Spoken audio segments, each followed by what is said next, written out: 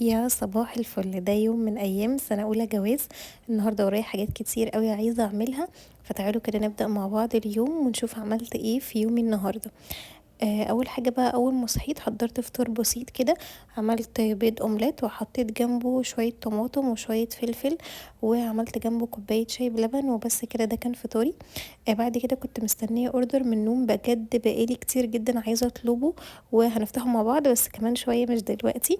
بعد كده بقى شغلت الغساله على الغسيل اللي كان عايز يتغسل، فقلت اغسله يعني بالمره. وبعد كده شغلت البوتاجاز على الغله بتاعه البليل عشان عايزه ابدا اعمل العاشوره. النهارده بقى الخطه كانت كبسه باللحمه الضاني.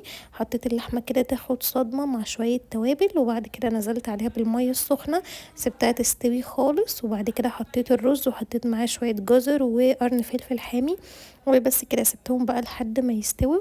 ودخلت بقى اديت كنسه كده لكل الاوض على السريع عشان لو في اي تراب او حاجه. خلصت بقى كنس الشقة كلها. بعد كده دخلت عملت البوتاجاز بالخلطة اللي أنا عملتها.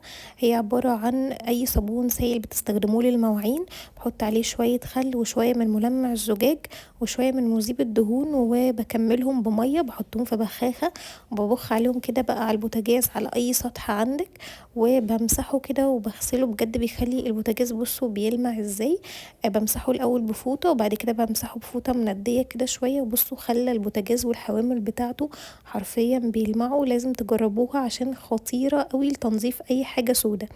اتغدينا بقى الحمد لله، والاكل كان خطير بجد، والكبسة كانت تحفة. عملت معاها سلطة دقوس.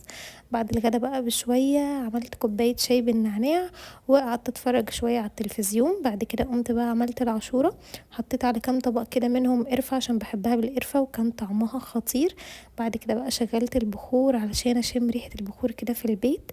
ودي بقى اكتر حاجة كنت مستنياها، هو السيرب بتاع الكراميل ده، دايما كنت بلاقيه سولد اوت، فمبسوطة قوي اني جبته.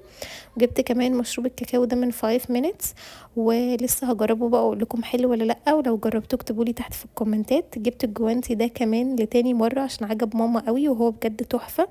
وهعمل بقى كوبايه ايس كوفي منتظراها بقالي كتير قوي عشان اجرب السيرب ده. وعايزه اقول لكم انه طعمه خطير بدون مبالغه، نقل الايس كوفي في حته تانية خالص. بجد طعمه حلو قوي، بيستاهل كل جنيه، لازم تجربوه. جاوبت بقى على سؤال الامتنان بتاع النهارده، وبس كده يكون يومي خلص. استنوني في فلوج جديد.